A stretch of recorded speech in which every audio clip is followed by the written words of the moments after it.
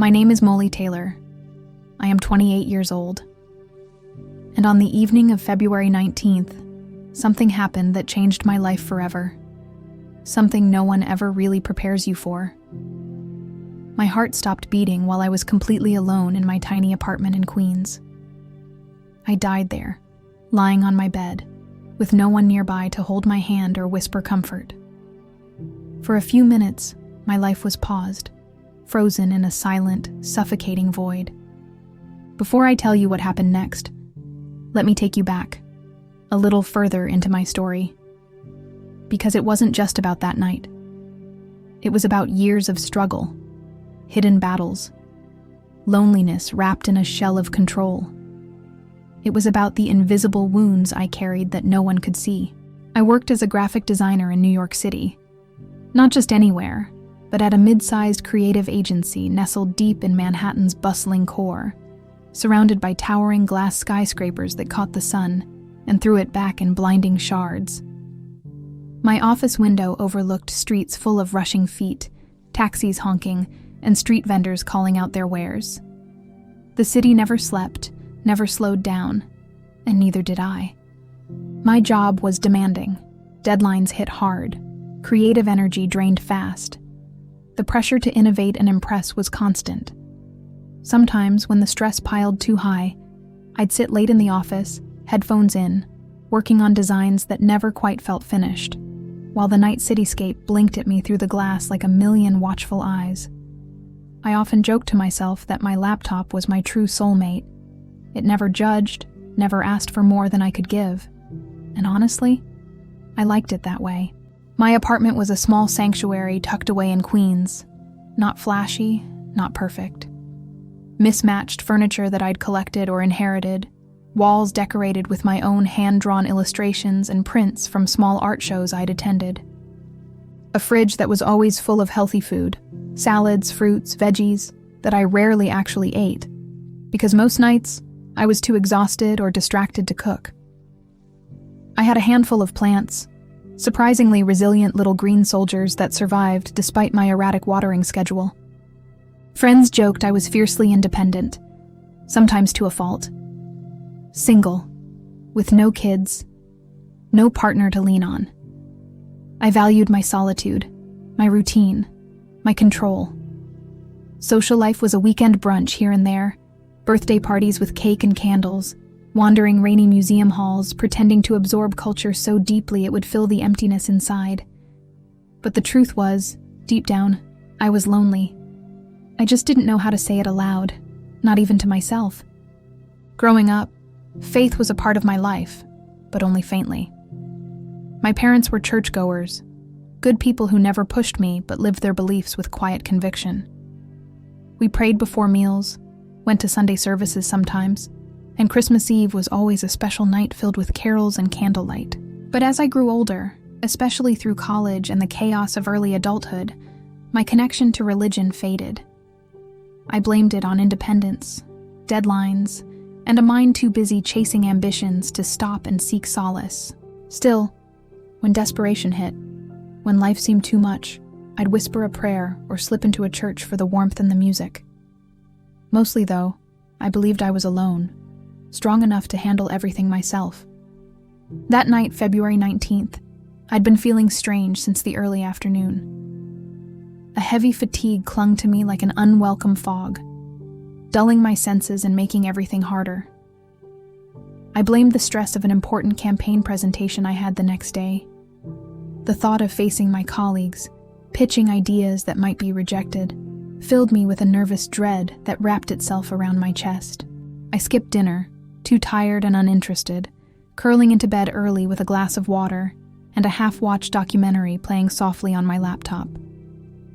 The documentary was about deep-sea creatures, ghostly fish with translucent skin, glowing tentacles drifting in eternal darkness.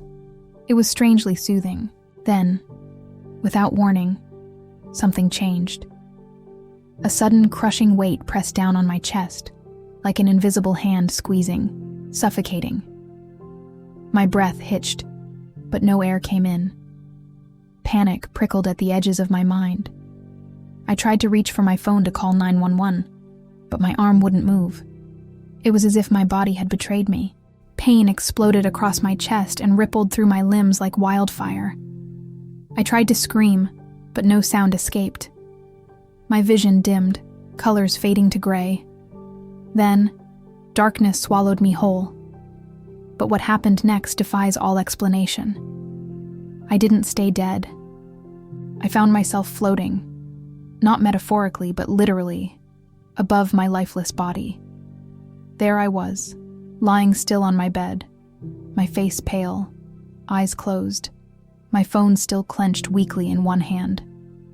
The room looked the same, the familiar clutter and half-open windows unchanged, but I felt removed, as if I were watching a scene from a film I'd never seen before. There was no fear, no confusion, only a profound, tranquil awareness.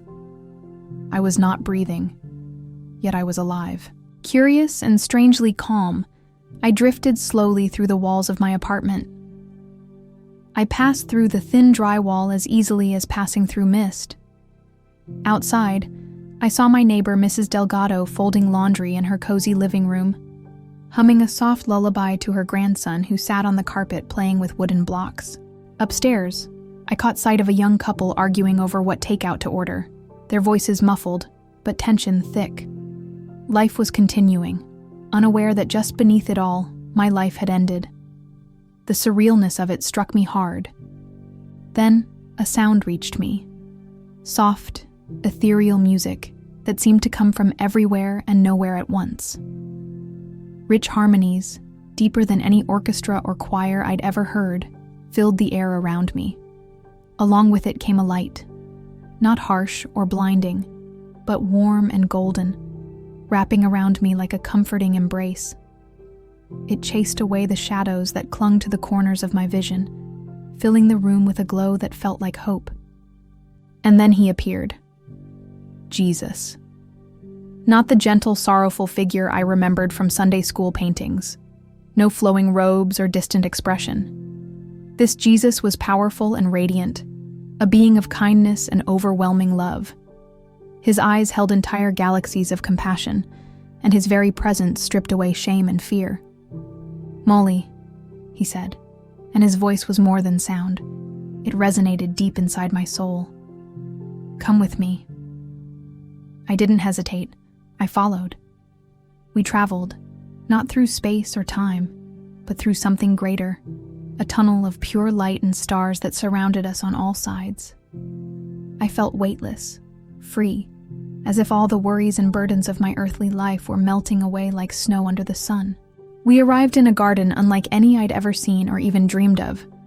The colors were impossible to describe. Flowers bloomed with hues shifting like oil on water. The air was alive with the scent of jasmine, wild mint, and something sweet I couldn't name. Trees shimmered with leaves that seemed to glow from within. The grass beneath my feet sparkled as if embedded with tiny stars. Crystal clear streams flowed gently, their murmur like lullabies soothing my soul.